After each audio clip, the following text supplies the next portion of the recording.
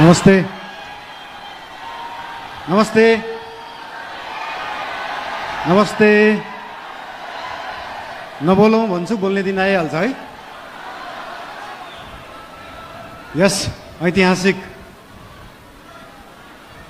राष्ट्रिय स्वतन्त्र पार्टीको पहिलो महाधिवेशनमा उपस्थित पार्टीका सभापति रवि लामिछानेज्यू, विशेष अतिथिका रूपमा आउनुभएका पूर्व प्रधानमन्त्रीज्यू, प्रमुख प्रतिपक्षीय दलका सभापतिज्यू तथा सम्पूर्ण विशिष्ट अतिथिहरू, पार्टीका पदाधिकारीहरू, मन्त्रीगणहरू, सांसदज्यूहरू तथा उपस्थित सम्पूर्ण देशप्रेमी राष्ट्रिय स्वतन्त्र पार्टी प्रेमी सबैलाई हार्दिक शुभकामना दिन चाहन्छु।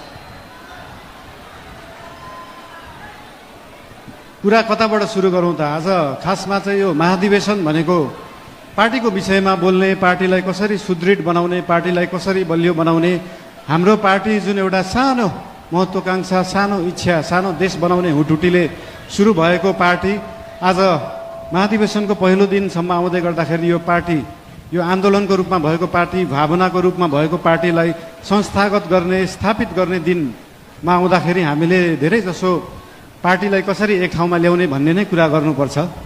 आज विभिन्न विशिष्ट अतिथिहरूले विभिन्न सल्लाह दिनुभएको छ, शुभकामना दिनुभएको छ, सुझावहरू पनि दिनुभएको छ, चिन्ता पनि लिनुभएको छ। सरकार भनेको त गाडी जस्तो हो, गाडीमा एक्सिलेटर मात्र होइन, ब्रेक हुन्छ, ब्रेक पनि लाउनुपर्छ भनेर चिन्ता पनि मान्नुभएको छ। त्यस्तो चिन्ता चाहिँ लोकल रोडहरूमा हिँड्दाखेरि गाडी सिधा गइराख्दाखेरि कहिले लेफ्टबाट गाडी आउँछ, कहिले राइटबाट मान्छेहरू आउँछ, तर हाम्रो गाडी लोकल रोडमा हिँडेको गाडी होइन, हाम्रो एक्सप्रेस वेमा हिँडेको गाडी हो। गन्तव्यमा पुगेपछि मात्रै ब्रेक लाग्छ, गन्तव्यमा पुग्नुभन्दा अगाडि ब्रेक लाउन जरुरी हुँदैन। र हाम्रो गाडी अनियन्त्रित पनि छैन, वातावरण पनि मिलेर गएको छ। त्यही भएर हाम्रो पार्टीप्रति, हाम्रो सरकारप्रति जुन चिन्ता लिनुभएको छ त्यसको लागि धेरै धेरै धन्यवाद पनि दिन चाहन्छु। चिन्ता लिनु राम्रो कुरा हो। जनता र जनताको भोट भनेको हावा जस्तो हुन्छ, कहिले हावा यताबाट चल्छ, कहिले उताबाट चल्छ भनेर चिन्ता लिनुभएको छ। हामीले कुनै हावा चलाएका छैनौँ, हामीले बाढी ल्याएर खोला फर्काएको